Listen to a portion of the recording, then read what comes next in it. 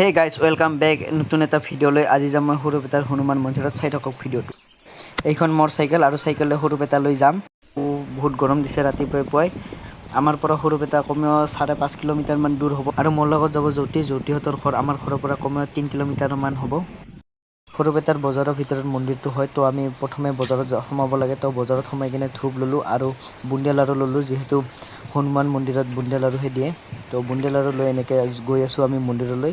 এইটো চাওক মন্দিৰটো, আগে জ্যোতি গৈ আছে মোৰ আৰু মই পিছে পিছে গৈ আছোঁ। এইটো চাওক মন্দিৰৰ ভিতৰত এনেকুৱা পৰিৱেশ। এইটো মই বুন্দিয়া লাড়ু মোৰ হাতত।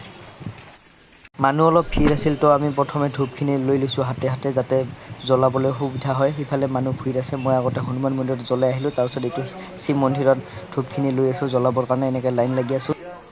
গাইজ আমাৰ পূজা দিয়া শেষ হ'ল, তো আমি বুন্দিয়া লাড়ু আনিছিলোঁ, তো আমাৰ হাতে হাতে বুন্দিয়া লাড়ুখিনি আকৌ ঘূৰাই দিলে আৰু বুন্দিয়া লাড়ু এটা জ্যোতিক দিয়ে, এটা মই খালোঁ।